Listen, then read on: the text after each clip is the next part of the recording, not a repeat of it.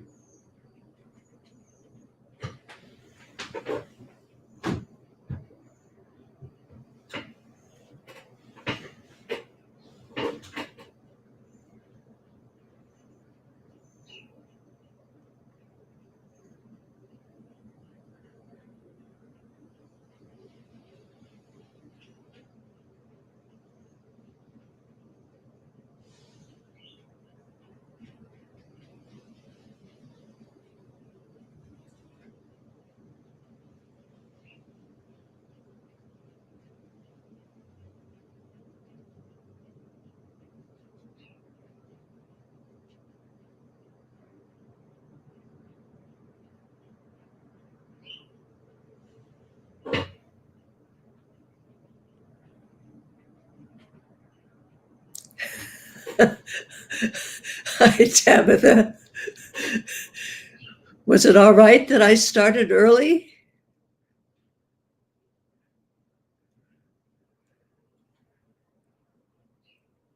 Or is that going to cut down my time when I start at 10?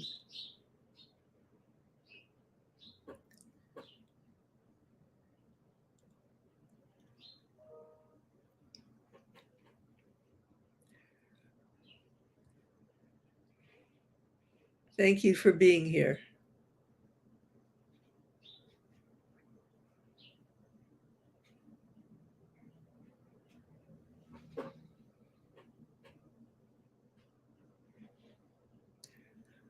I'm a nervous wreck.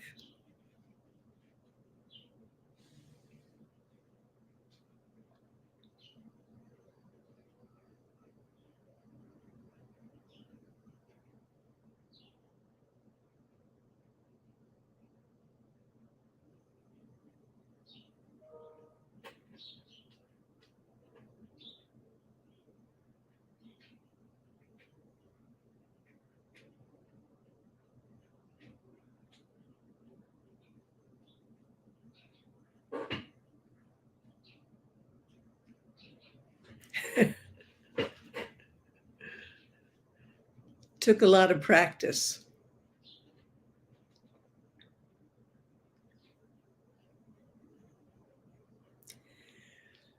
Leslie, thank you for coming. I just thought I'd start a little early.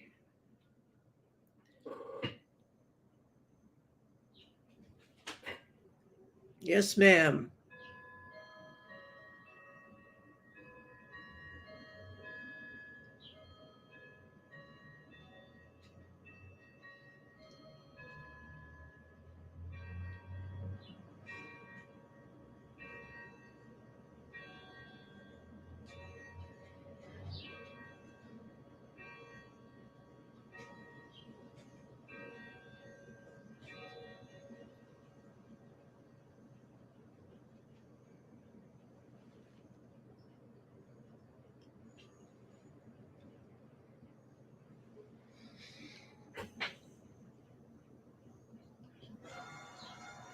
Thank you, Leslie. I appreciate the support.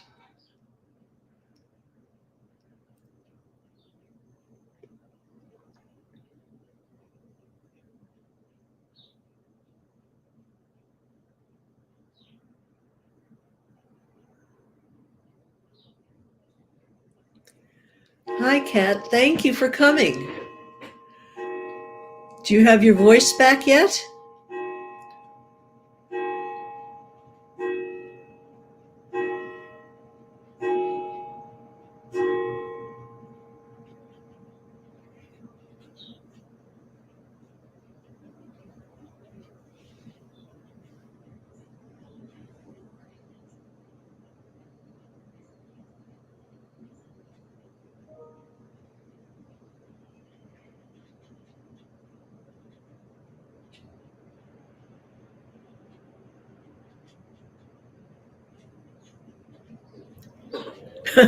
Ish. All right. It's 10 o'clock and I'm going to start. So I welcome you to What Managers Need to Know. And I'm Deb Laurel.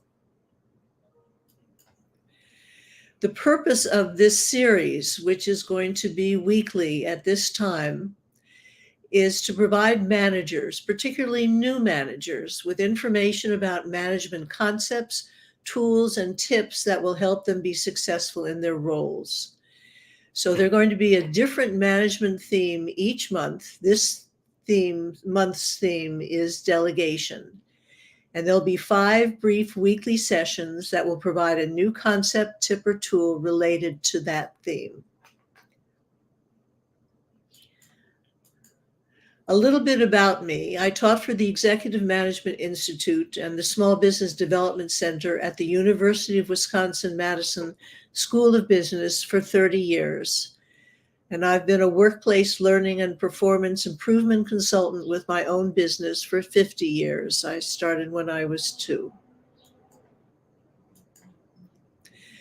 So we're going to be spending 5 weeks on delegation, what delegation involves, why delegate, when to delegate, what to delegate, and how to delegate.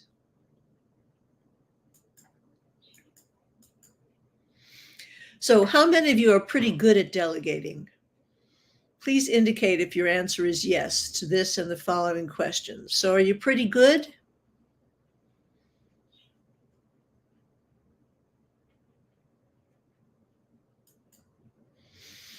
How many of you are pretty uncomfortable about delegating, but you do it anyway?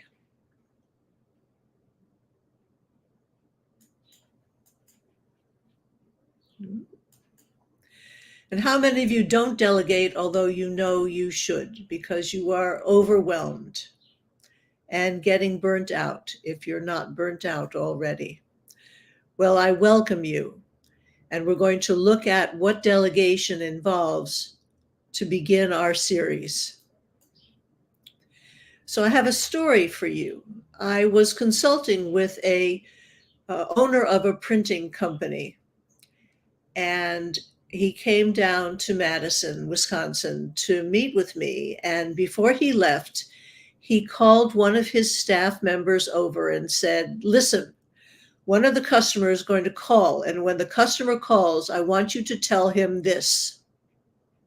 And that's all he said. Now, of course, the customer did not get the script. And so when the customer called, the answer that that employee had been given to say wasn't appropriate. And so the employee had to make a decision without any prior information or context. And the employee made a decision. And when the owner got back, he was furious because that had been the wrong decision. And as far as he was concerned, all of his employees were incompetent. And it was hard for me not to ask him, well, then who hired them? And how likely is it that they're all incompetent? Now, you're probably hearing what the problems were with that scenario. So there are 3 things that delegation involves, and he didn't provide any of them. The first begins with an R. What is that?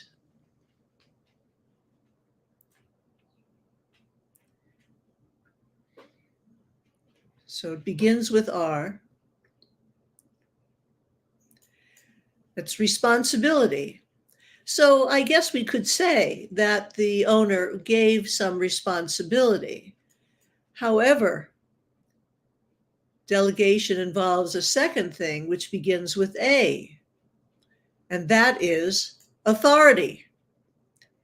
He didn't really give that employee any decision-making authority. He just gave that employee a script. And the third part of delegation is accountability. Unfortunately, he held that employee accountable and reamed that employee out in front of the entire staff. Now, needless to say that that company is no longer in business. So let's look at some of the barriers to delegation. Fear of the unknown. Some managers are concerned that if they delegate, they're going to lose control. And the solution is to set up an accountability system so the manager is constantly in touch with what's happening so that they know where there's a need to intervene.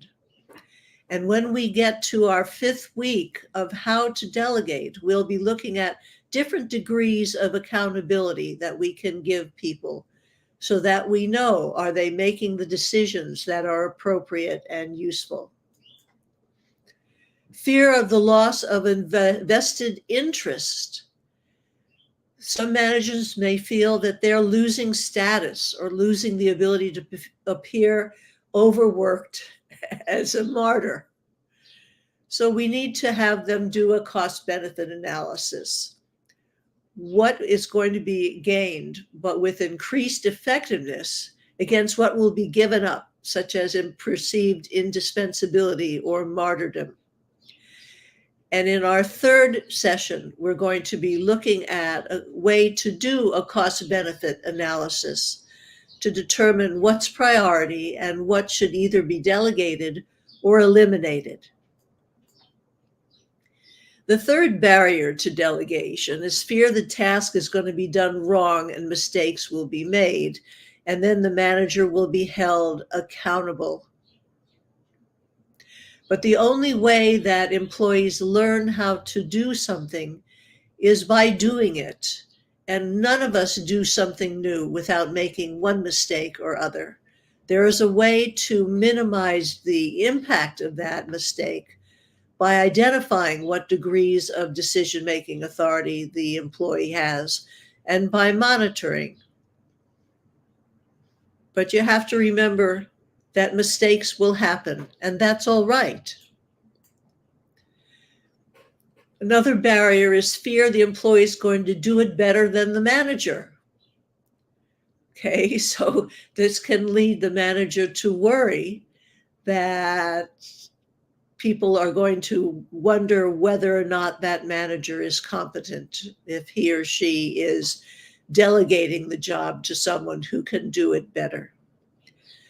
But great leaders attract great followers, and the greatest contribution a manager can give an organization may be a stream of successful leaders who can succeed him or her.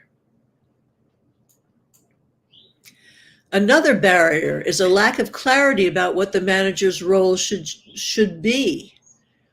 Some managers feel they've been given a job to do, it's their responsibility for doing it, and if they give it to somebody else, that is somehow weakening their position and somewhat unethical. So they hang on to every little piece of the job and diminish the results that can be achieved because they're micromanaging. To overcome that barrier, the manager needs to focus on the job they're being paid for. And then use others to produce the results is neither inappropriate or unethical. It means working smarter, not harder. That's why you have staff to begin with if you're a manager. Lack of clarity on the part of the manager as to exactly what it is that has to be done. There have to be clear goals and specific objectives and context. We saw with the printing company owner, that there was no context given. There was just some words to say. So the goals, the objectives were never discussed, which left the employee in a limbo. And as we saw in the story, being in a limbo is not very comfortable and can lead to some significant consequences.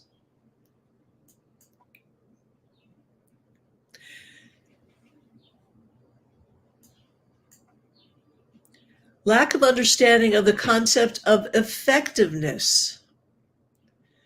This gets to the ability to prioritize and identify what needs to be done, what should be done by the manager, and what should be delegated to others. What we don't want is a manager burying themselves and being overwhelmed so that they burn out. And a good 35 to 40% of managers talk about being burnt out some or all of the time. This is not a good plan. So the solution is to identify the top 20% for which the manager is indispensable, and then determine what should be delegated or eliminated. And again, in the third session, we'll be looking at how to conduct that cost analysis. Then crisis management. Because of poor goal setting, planning, and time use, the manager and employees are constantly moving from crisis to crisis. And because they're so overwhelmed, nobody asks what could be done to prevent them. And the simple solution is plan, set goals, be on top of what's going on, anticipate what the needs are.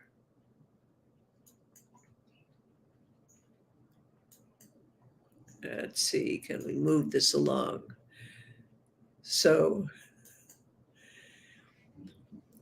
now this is time for discussion and questions. When you think about delegating, what are your concerns? What gets in the way? Can you enter that in the comments?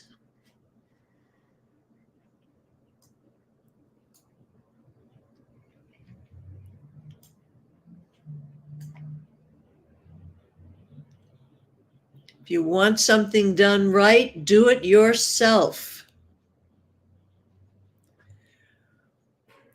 Well, that's a big issue for many people, many managers, because the employee is not necessarily going to do it exactly the way the manager would want it done, exactly the way the manager would do it him or herself. So it takes some getting used to the idea that we accomplish things through people, that we are no longer individual contributors, but we are managers, and managers use their staff appropriately. And giving employees a chance to meet a challenge, to try something new, to be effective in another realm helps develop them. And that's one of our jobs as managers, to help develop our staff to be more effective, to be more competent, to be more well-rounded. My question: delegation involves giving others responsibility, authority, and accountability. Yes, Rebecca, that's exactly what I meant. When we delegate to people, we give them responsibility. Here are the tasks that we need done. Here are the goals that we're trying to achieve. We give them authority. What decisions are you allowed to make in order to accomplish these tasks or goals? And how will you be held accountable for accomplishing this? Are we going to monitor it daily? meeting on a daily basis? Or am I giving you certain decision-making authority so that when you get to a point that is beyond that authority, you're going to know you have to come and talk with me? How am I going to hold you accountable? One of the concerns that I have seen with managers, I saw this at a Department of Transportation, for example. They outsourced engineering on a bridge, and the manager in the evening would go and change and fix what had been done not to his satisfaction. Did he bother to tell the outsourced engineers what his concerns were? No, there was no communication. So there was no point in delegating because, or in outsourcing, because he had not given them clear instructions and he wasn't holding them accountable for holding up their side of the bargain. Is that responsive to your question, Rebecca?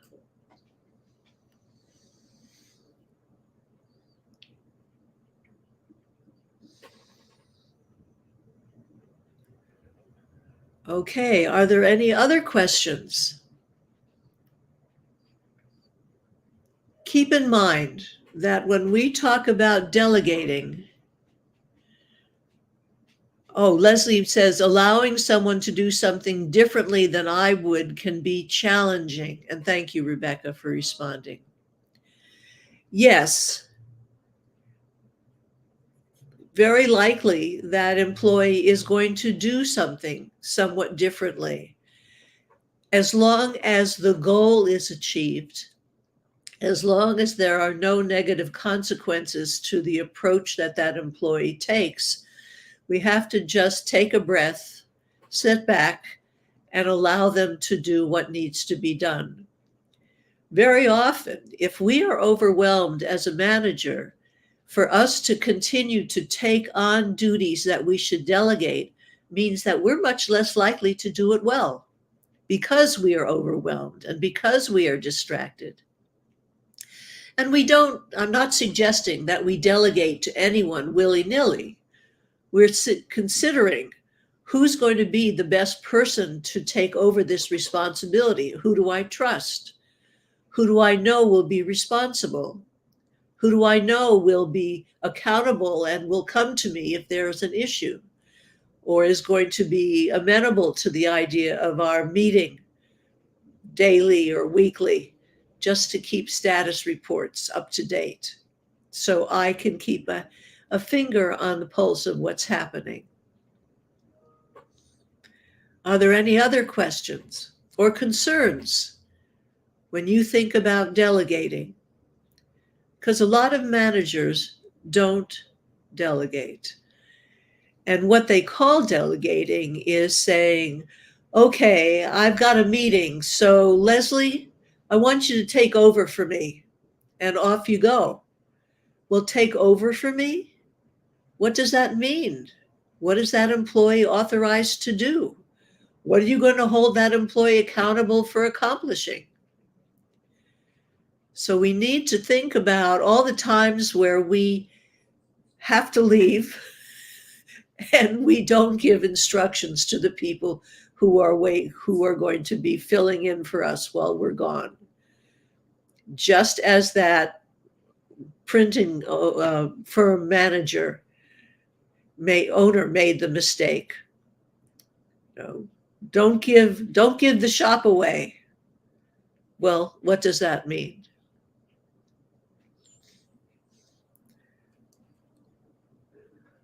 Okay, any other questions or concerns that you have regarding delegation?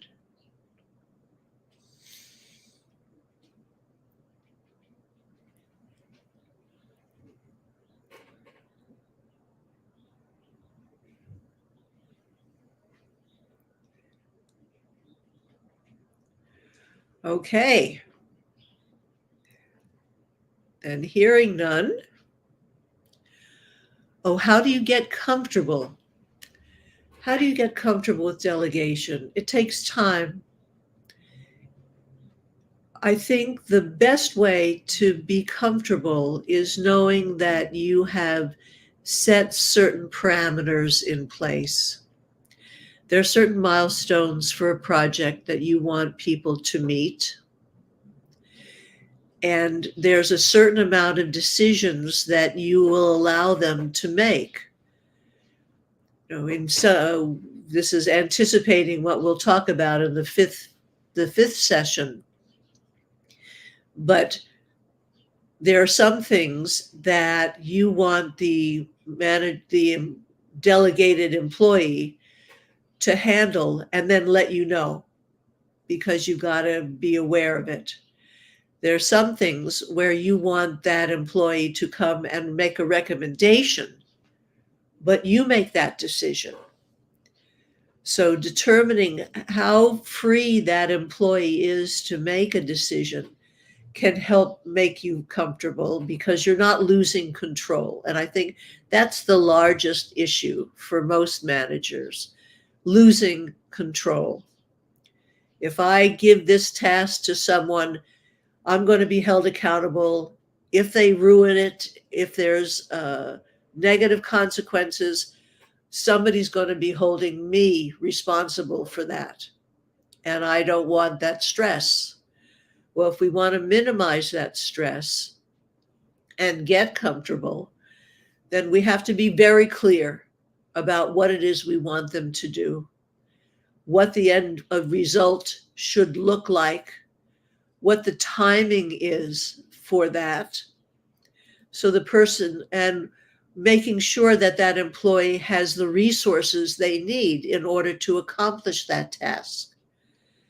And then setting milestones and monitoring methods so that you feel that you're in touch with what's going on. What we don't do as when we delegate is totally abdicate responsibility. Here, take it. Good luck. That's not what we're talking about when we're saying we're going to delegate. We give them responsibility that's clear. We give them decision-making necessary to accomplish the task, and that is comfortable for us in terms of our trust of their judgment. And we hold them accountable, and by monitoring and staying in touch. Any other questions or concerns about delegating?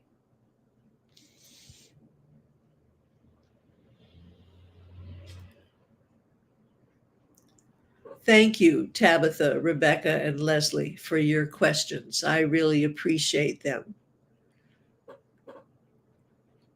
Are there any other questions or issues that keep you from wanting to delegate?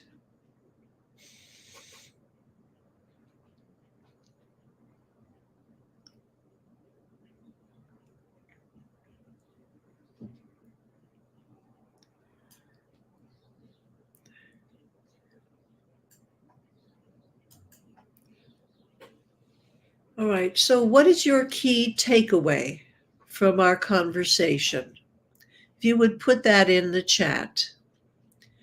What's the one thing that is sticking in your mind about what we've discussed?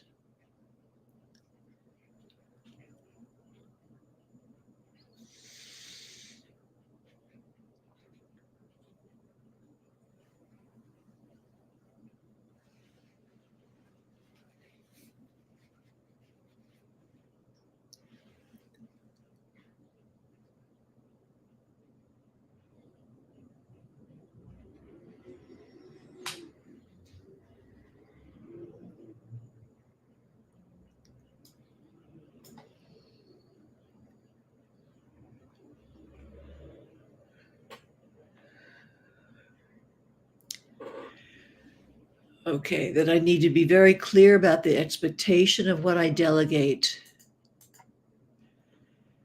and allow them the flexibility to make their own, but get the job done. Set goals with your team. These are great takeaways. And Rebecca? Oh, Kat, where'd it go?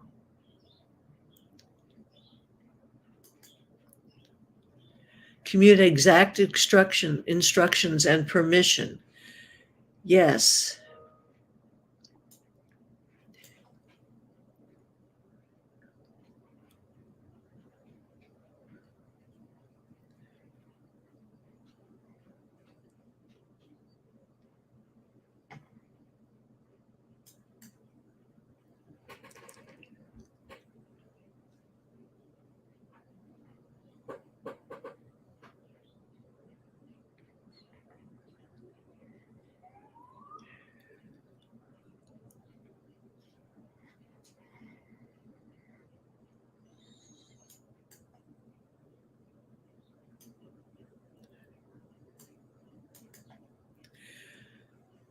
And Rebecca,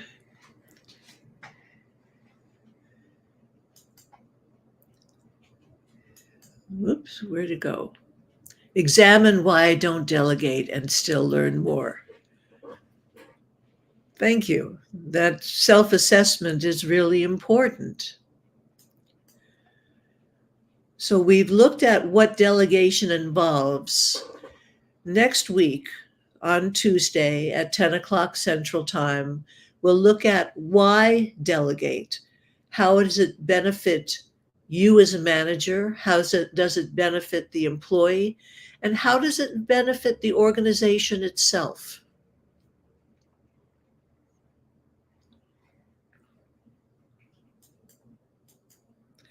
So I want to thank you for sharing your time with me. That was very kind of you. And I look forward to seeing you again next week. Thank you.